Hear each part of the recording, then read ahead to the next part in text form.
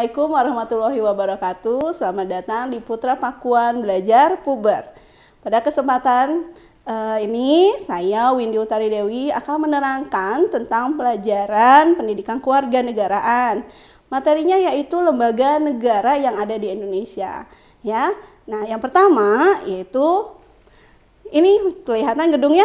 Ya, ini adalah Majelis Permusyawaratan Rakyat, yaitu MPR kita sebut ya. MPR ini adalah lembaga tertinggi yang mewakili seluruh rakyat Indonesia. Nah, di dalam MPR ini anggotanya yaitu dari DPR dan DPD. Tuh, tugas-tugasnya yaitu pertama yaitu melantik presiden dan wakil presiden hasil pemilu yang sudah dipilih oleh rakyat Indonesia. Ya, yang kedua memutuskan usul DPR untuk berdasarkan putusan Mahkamah Agung dan melantik presiden dan wakil presiden apabila wakil presiden menjadi presiden, apabila presiden mangkat atau diberhentikan. Ya, yang kedua yaitu DPR, yaitu Dewan Perwakilan Rakyat. Nah, DPR ini merupakan anggotanya adalah seluruh dari calon legislatif yang sudah dipilih oleh masyarakat Indonesia ya untuk mewakili rakyat Indonesia di dalam lembaga perwakilan ini. Ya, tugasnya yaitu tugas dari DPR yang pertama adalah membentuk undang-undang bersama pemerintah, kemudian membahas dan memberikan persetujuan peraturan pemerintah menjadi undang-undang. Kemudian menerima usulan dari RUU menjadi undang-undang ya.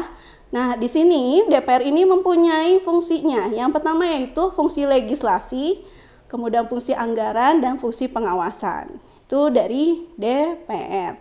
DPR ini memiliki masa jabatannya yaitu 5 tahun sampai ada kembali anggota DPR baru yang sudah dipilih di dalam pemilu, yang sudah dipilih oleh rakyat Indonesia.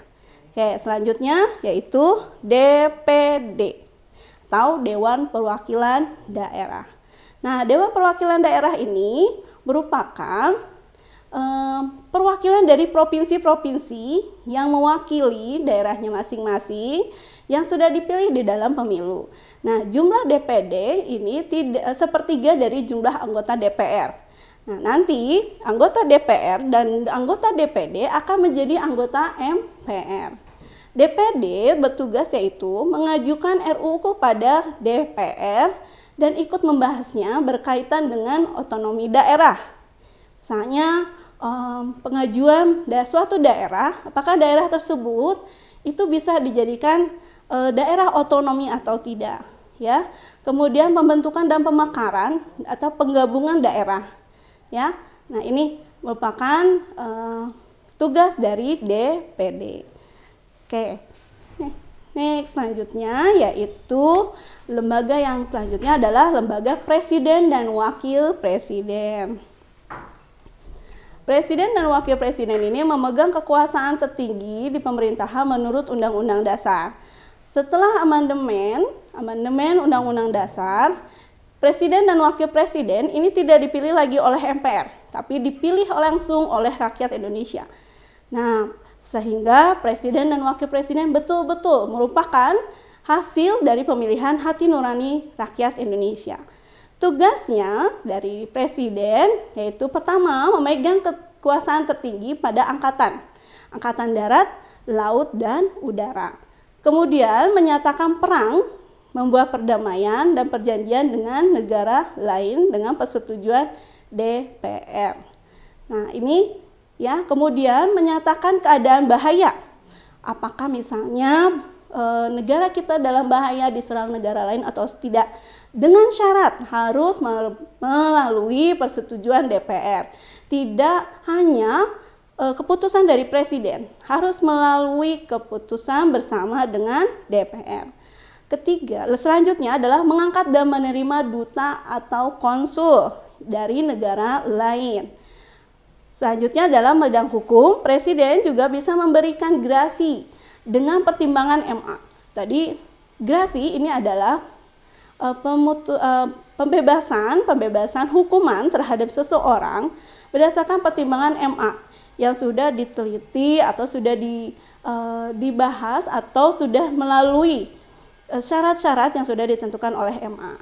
Tuh, ya. Nah, itu adalah tugas presiden dan wakil presiden. Di sini ada yang mau jadi presiden atau wakil presiden? Nah, oke, tuh ya.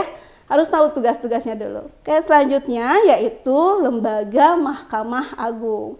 Nah, ini di dalam lembaga pengadilan, Mahkamah Agung adalah lembaga tertinggi di kehakiman. Nah, ini lembaga MA atau Mahkamah Agung ini adalah lembaga tinggi dan merupakan memberikan putusan akhir dari kasasi dari suatu pengadilan. Pengadilan apakah itu dari pengadilan negeri, kemudian nanti naik kasasi, setelah berada di MA atau Mahkamah Agung, maka keputusan tersebut adalah menjadi final, ya, tidak bisa dilakukan lagi kasasi, ya, ke lebih tinggi, seperti itu. Kalau mau melakukan pembandingan atau banding, maka harus ada peninjauan kembali, itu dari Mahkamah Agung, ya. Nah, tugas yang di Mahkamah Agung yaitu wewenangannya yang pertama, berwenang mengadili pada tingkat kasasi, menguji peraturan dan perundang-undangan di bawah undang-undang. Ya, kemudian mempunyai kewenangan lain yang diberikan oleh undang-undang. Ini adalah tugas dari Mahkamah Agung. Oke, selain Mahkamah Agung, ini ada yang kedua, selanjutnya Mahkamah Konstitusi. Nah, Mahkamah adalah lembaga tinggi di pengadilan. Sedangkan konstitusi adalah hukum ketatanegaraan. Maka bertugas dari Mahkamah Konstitusi adalah mengadili pada tingkat pertama dan terakhir yang putusannya final untuk menguji undang-undang terhadap undang-undang dasar. Ya. Jadi kalau ada undang-undang yang bertentangan dengan undang-undang dasar, maka akan diputuskan oleh Mahkamah Konstitusi. Selanjutnya adalah memutuskan kewenangan sengketa kewenangan lembaga negara, ya, yang diberikan oleh Undang-Undang Dasar 1945. Kemudian memutuskan pembubaran partai politik dengan syarat-syarat tertentu. Misalnya partai politik tersebut bertentangan dengan Pancasila dan Undang-Undang Dasar Negara Republik Indonesia. Kemudian memberikan atau memutuskan perselisihan tentang hasil pemilihan umum. Ya. Nah, seluruhnya itu bisa diadili atau diajukan ke Mahkamah Konstitusi untuk mendapatkan hasil keputusan yang mutlak. Tuh. Nah, ini adalah Mahkamah Konstitusi. Nah, setiap keputusan dari Mahkamah Konstitusi ini akan disosialisasikan kepada masyarakat. Nah, ini adalah Mahkamah Konstitusi. Selanjutnya yaitu lembaga Komisi Yudisial. Nah, Komisi Yudisial ini masih dalam lingkup lembaga pengadilan atau lembaga kehakiman di Indonesia. Komisi ini adalah berwenang mengusulkan pengangkatan hakim agung. Jadi komisi yudisial ini mengajukan siapa yang bisa atau memenuhi syarat untuk menjadi hakim agung dan mempunyai wewenang dalam rangka menjaga dan menegakkan kehormatan, keluhuran martabat serta perilaku hakim. Ya, nah ini anggota komisi yudisial ini diangkat dan diberhentikan oleh presiden dengan persetujuan DPR. Nah, ini sesuai dengan Undang-Undang Dasar 1945 pasal 24B. Nah, ini komisi yudisial. Ini masih dalam lembaga pengadilan di Indonesia. Jadi lembaga pengadilan tertinggi di Indonesia itu ada 3, MA, Mahkamah Agung, yang kedua MK, Mahkamah Konstitusi, yang ketiga adalah Komisi Yudisial. Oke. Yang selanjutnya adalah BPK. BPK adalah Badan untuk Pemeriksa Keuangan. Pemeriksa keuangan ini bertugas untuk memeriksa pengelolaan keuangan yang merupakan keuangan dari negara. Misalnya penggunaan dana BOS, penggunaan anggaran oleh instansi atau dinas terkait. Nah, lembaga ini akan memeriksa penggunaannya oleh instansi tersebut atau lembaga tersebut. Nah, nanti setelah diteliti, setelah istilahnya di akuntabel, apakah penggunaannya ini sesuai atau tidak, itu laporannya akan diberikan ke DPR. Setelah itu DPR ini berdasarkan pertimbangan DPR akan diputuskanlah apakah lembaga tersebut atau instansi tersebut menggunakan dana anggaran negara itu sesuai atau tidak. Nah, itu adalah BPK. Nah, ini adalah Bank Indonesia, ya. Bank Indonesia ini mempunyai satu tujuan. Nah, ini Bank Indonesia ini dia bersifat independen, tidak di bawah kewenangan dari pemerintah. Karena ini adalah lembaga moneter. Lembaga moneter tidak boleh di bawah wewenang siapapun atau pemerintah. Ya, karena dia menjaga kestabilitasan ekonomi negara. Nah, tugas-tugasnya memiliki tugas Bank Indonesia, yaitu yang pertama, menjaga kestabilan nilai rupiah terhadap barang dan jasa yang ada di dalam negeri. Kedua, menjaga kestabilan nilai rupiah dengan nilai uang negara lain. Misal dengan nilai dolar, yen, atau yang lainnya, ya. Ketiga, membuat dan mengawasi regulasi untuk semua bank yang ada di Indonesia. Jadi, seluruh bank di Indonesia merupakan di bawah pengawasan dan kewenangan dari Bank Indonesia. Kemudian yang selanjutnya adalah melakukan pemantauan dan juga penelitian terhadap lembaga-lembaga keuangan di Indonesia dan semua ekonomi di Indonesia.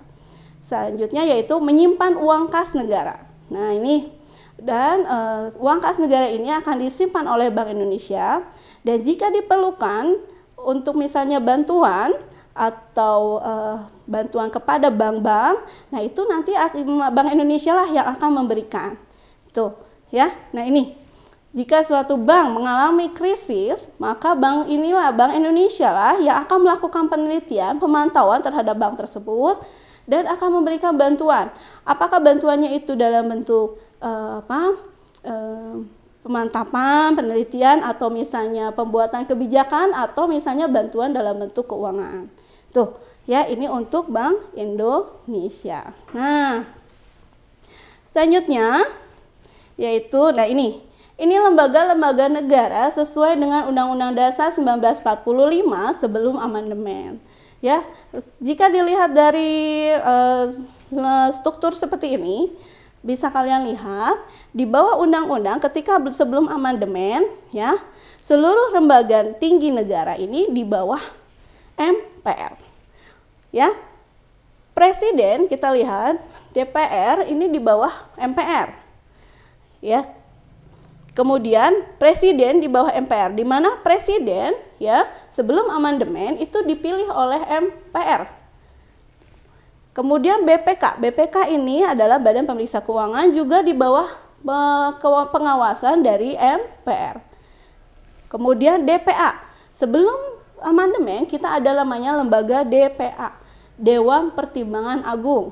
Tugasnya adalah memberikan nasihat atau masukan kepada Presiden terhadap suatu kebijakan atau pembahasan suatu masalah. Nah, ini DPA. DPA di bawah MPR. Kemudian MA. Nah, ini Mahkamah Agung juga di bawah MPR. Ini adalah lembaga negara sebelum amandemen, ya, sebelum amandemen. Nah, kalau terlihat dari sini, maka sistem negara kita adalah, sistem pemerintahan kita adalah presidensial. Kalau melihat dari struktur ini, maka presiden ini tidak bisa dikatakan negara kita adalah sistemnya presidensial, tapi lebih ke arah parlementer, semi parlementer, karena presiden di bawah MPR. Maka di sini kedudukan presiden bisa saja di impeachment atau dipecat oleh MPR jika tidak sesuai dengan kebijakan MPR. Maka sistem presidensialnya akan gugur. Nah, ini, ya. Jadi inilah yang membuat kenapa Undang-Undang Dasar kita harus dirubah. Dirubahnya tidak secara seluruhnya, tapi di amandemen dirubah sesuai dengan tuntutan zaman dan secara bertahap. Oke. Selanjutnya yaitu lembaga negara sesudah amandemen. Kalau dilihat dari bagiannya ini, maka kedudukan yang sebelumnya, kedudukan dari BPK Presiden, MPR, DPR, MA, MK ini kedudukannya sejajar. Mereka memiliki kewenangan yang masing-masing, ya, tidak di bawah kewenangan yang lain. Nah, ini yang pertama ada BPK. Kemudian Bank Sentral ini adalah Bank Indonesia. Kemudian Presiden di bawah Presiden ini ada Kementerian Negara, ya, Dewan Pertimbangan, dan TNI dan Polri. Karena Presiden itu dibantu oleh menteri-menteri berdasarkan Undang-Undang Dasar 1945. Di bawah Presiden ini ada pemerintah provinsi, ya. Pemerintah provinsi ini dipimpin oleh gubernur dan juga ada DPRD, ya. Nah, ini pemerintah daerah. Kemudian untuk lembaga legislatifnya, kalau ini lembaga eksekutif, ini lembaga legislatif. DPR, MPR, dan DPD. Ini masih satu kewenangan. Kemudian ini lembaga kekuasaan kehakiman atau yudikatif. Ini ada MA, di bawah MA ini ada lingkungan peradilan hukum, ya. Ada peradilan umum, peradilan agama, peradilan militer, dan peradilan tata usaha negara. Ini di bawah MA, ya. Ini. Kemudian MK. MK ini yang tadi sudah saya sebutkan, itu memiliki kewenangan adalah untuk kewenangan seperti memutuskan peradilan perselisihan dari hasil pemilu, ya. Kemudian ini ada KY. Nah, ini bisa terlihat, ya, bedanya antara lembaga negara sebelum amandemen dan sesudah amandemen.